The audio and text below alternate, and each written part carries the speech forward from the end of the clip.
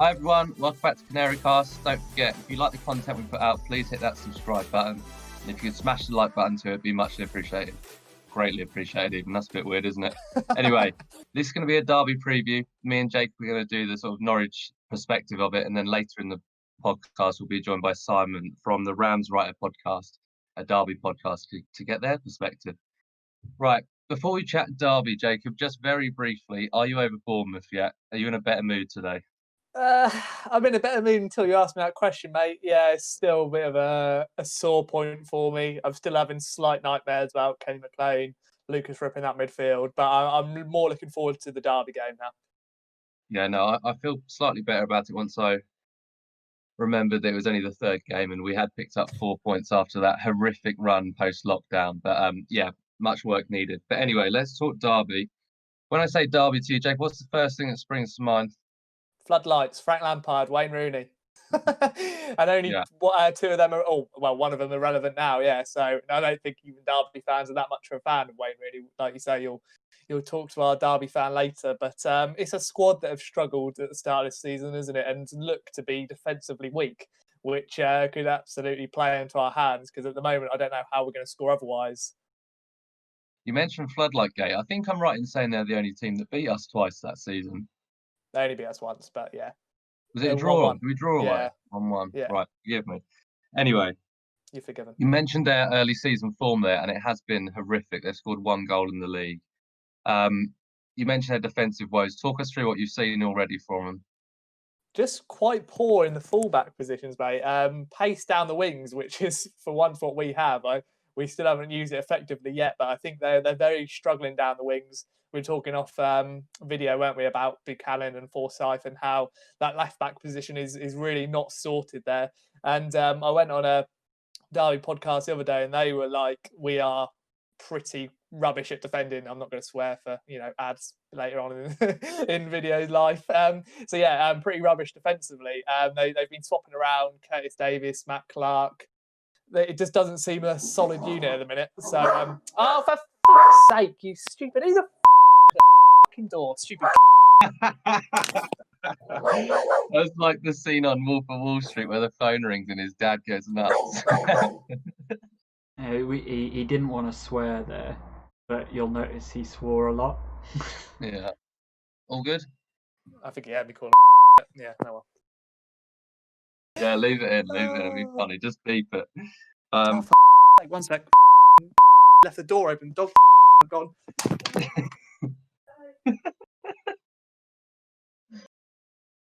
Kind of went on a Derby podcast the other day, and they were kind of talking to me about how left back is currently a poor position for them. We were talking about it off video as well, weren't we? Craig Forsyth and Buchanan have not looked solid, let's just say that, and get a pace down the wings apparently is a big issue for them, which could be brilliant with old Hernandez Plaheta if we actually put the ball in space for them. If we have their back to goal, it will just be exactly the same again. But yeah, I think Curtis Davies and Matt Clark have been tried there. A couple of other alternatives. To be honest, I think if they play 5 at the back and drop deep, they would solve a lot of their issues against us with just a deep defensive line. But we'll wait and see. Going forward, they need another striker apparently. Just Jack Marriott up front at the moment. Martin Waghorn's also available, but he's not, obviously former Ipswich, not the greatest player to have up there. I think he's a bog standard championship striker, really, isn't he? It's a game where you're looking at that team very low on confidence and we should win, but it does feel a big sense of a long come Norwich. Yeah. I don't want to speak too much about Derby in this bit because obviously we'll have Simon on later. So let's talk Norwich. There was much said about the formation and personnel last weekend. We probably said a fair bit of it ourselves, to be honest. If we were to go with an unchanged team against Derby, do we get a result? No. You don't score. That's all I'm going to say. You'd see exactly the same. Pretty football up until the final third. Timu Pukki being isolated, and Plaheta and Hernandez with their back to goal, where they're not going to be effective. Let's be honest. Mario Vrancic came off for 21 minutes and did actually create more opportunities than Kenny and Lucas Rupp. in 90 or between them combined. I know that's not their role, but it makes them a scapegoat when they don't really need to be. You need a creative player in there. For me, Mario Vrancic has to start. Okay, I think we'll park that one as never again then. So if we're not going to go with the same, if we're not going to go with the same team, what are we going to go with? If you're Daniel Farker, what are you going with this weekend? Should we put our combines? So I'm going to say Tim Krul in goal. We're happy with that. I think right back Aaron's will be fine as long as there's no rumours there. I'd like Zimmerman out now. I think 2 weeks in a row he has been at fault for goals and he's looked rusty, hasn't he? I don't know what Ben Gibson's kind of status is, but you have to start him at some point, and I don't see why not against a low in form Derby side. I think Jack Marriott is Christoph Zimmerman's worst nightmare as well. Plays on the shoulder, not absolutely rapid, but far quicker than Zimbo, and will cause him a lot of problems if we don't kind of sort that very early. Especially with our high line, it could be a real issue. So yeah, it would be Godfrey and Gibson for me, and then Quinty here at left back. And then, what we going? 4-2-3-1. Yeah, number 10, definitely. Yeah, so 2 in midfield. Skip and Vrancic for me. I don't think that will happen, but I'd like to see that combination. I think it will work wonderfully. I don't think Mario needs that much match fitness if we're going to have most of the ball as well. I know Derby like the ball, but if they're intelligent, they just let us have it, to be honest, because we're a lot less of a threat, I think, with possession at the moment, because our confidence just isn't there, is it? I did a tweet the other day about, remember our goal against Sheffield United in our promotion season? Just the quick flowing football was wonderful, and it just showed kind of the confidence that we had then. We just don't have that at the moment. The players just aren't either clicking, gelling, or have the confidence to take those risky passes in air and take the ball in risky areas where they have to go in on the half turn and take someone on. I don't think we're at that stage at the moment, but Mario Vrancic definitely offers that opportunity to be able to do that. On the wings, I'd give Plaheta and Hernandez another go, simply because there's not many other options. That's up to you if you disagree with me there. I would go with Hernandez. Yeah. On the left. Okay. No. In fact, if we played Plaheta on the left as a winger, as long as we played Emmy on the other side. I'd play number 10. Would you? Because I think the left backs everyone seems to think they're the weak link. So get Emmy up against them. That was my thinking. And then maybe Steedman in the middle. But Emmy doesn't really play as a traditional winger. He'll drop inside anyway. Yeah. I know Mac would then overlap. But then if you have a traditional winger on there, I think you could have O'Neill really giving them a new one with Max if we somehow trade on that this week, where we actually make the most out of our pacey, effective, direct wingers. Max has been sort of inverting himself in the final third anyway. He's been going narrow, so maybe O'Neill stays wide and Max cuts inside as a sort of inverted wing back, if you like. To be honest with you, we just need to change tactics completely, really, don't we? Where we just need to get it wide and stay wide for a little bit, and then have someone in that number 10 role who can kind of give us enough of a presence in the middle. So if it's not working wide, we can go middle, back wide. We just need to be a lot more effective. It's so much in a circle at the moment, like we always keep saying, isn't it? We just need to kind of get it out wide, see what we can do there, kind of take it to the byline a little bit more. I'm so frustrated with the early crosses, which are decent quality. Xavi Quintero is not really put in too many bad deliveries recently, has he? But you need someone in there to really kind of be able to affect the game in that box. Maybe Jordan Hugel. Maybe we go Hugel up front, Pookie number 10. I wouldn't mind seeing that, to be honest. I just want Emmy to play, to be honest with you, Jay. That's the one thing screaming at me, especially with their dodgy defence. Like, he'll unlock that. No sweat. I don't think he will play, though. Unfortunately, I don't think he will be available. That's why I'm thinking without him, what we do. I'd love to see Emmy Buendia, Onel Hernandez, Timu Pukki drifting, Jordan Hugel up front. I think that would be very, very... It complements each other perfectly. But I don't think it will happen. I'd also like to see Marco. I'd just like to see a number 10. Marco Stieper could come in, but I don't think he's in favour. Like, why he's been left out of the 18 completely when he's match fit and not had any kind of transfer interest kind of shows, is Daniel Farker completely believing in him, or is he just not match fit enough at the moment to even be in the 18? That would surprise me, considering Josh Martin was in there after injury, but we'll wait and see. Could he be a potential, Josh Martin? To start? I think that's too risky, isn't it? Yeah, I think that's probably asking a bit much of him this early on, to be honest. Let's put that there. Let's just do predictions.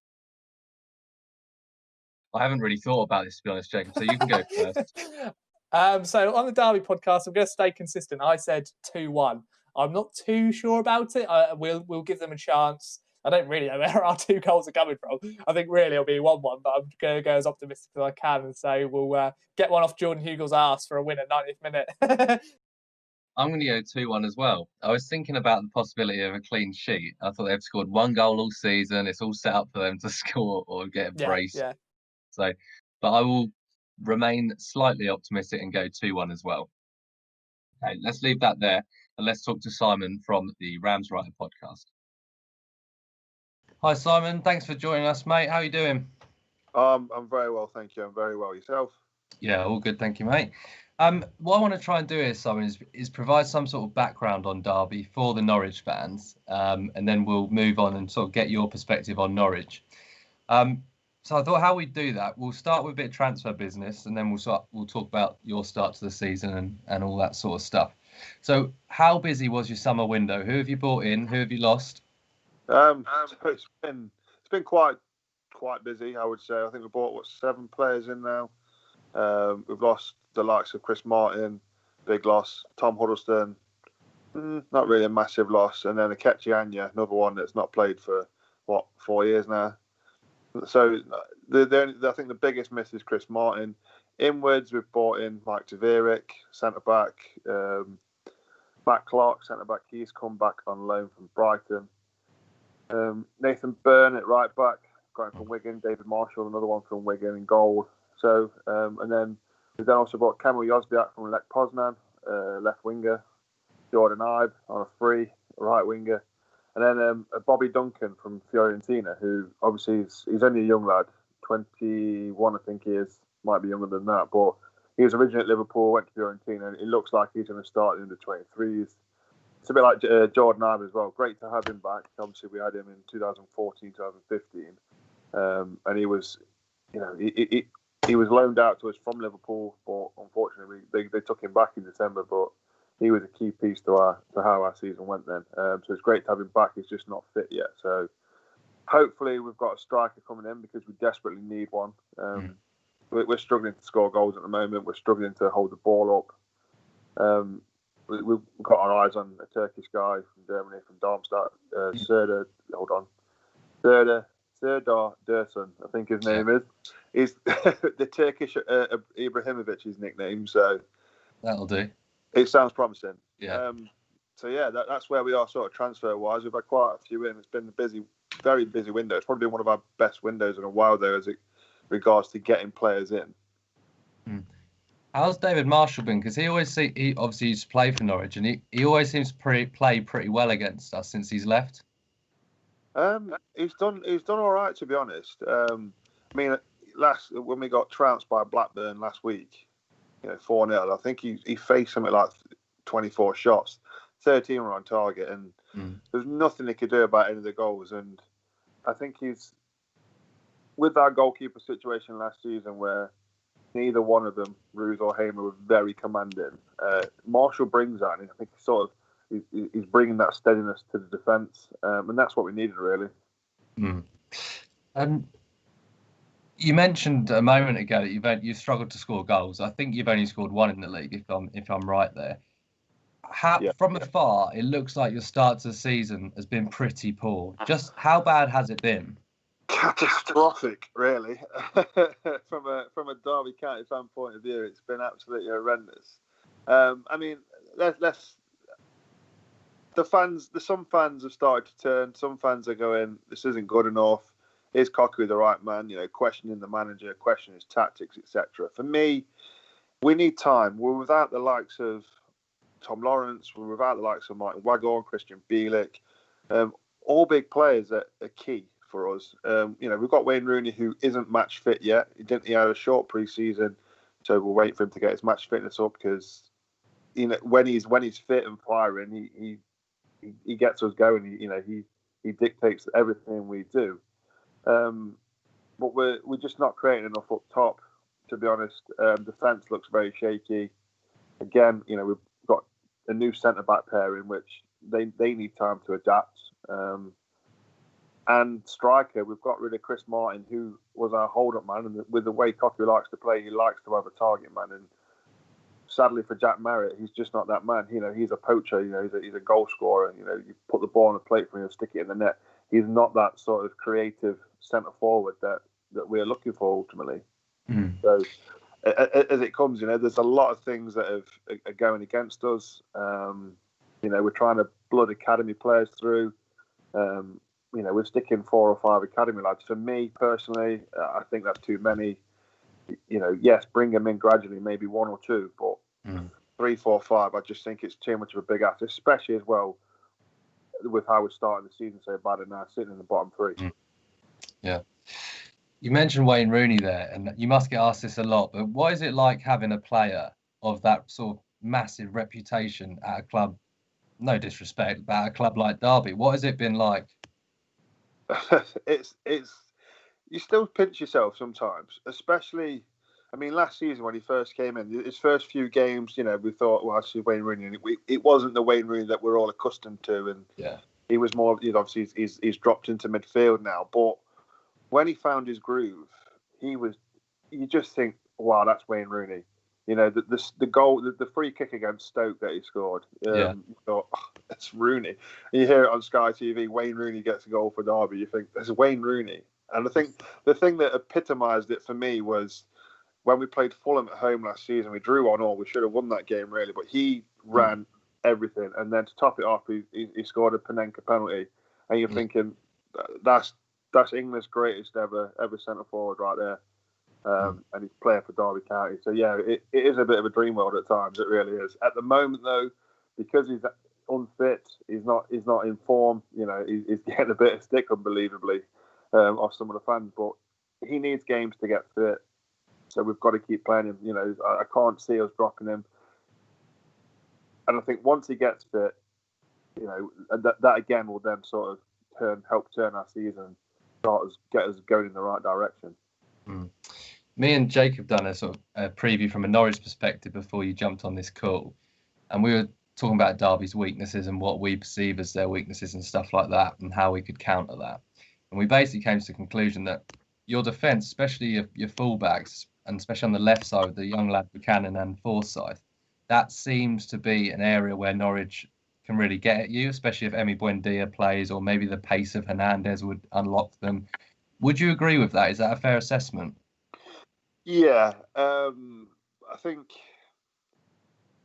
you could have attacked either left or right last season, and I think our problem is stopping crosses into the box, and at the moment our left hand side is our big weak point.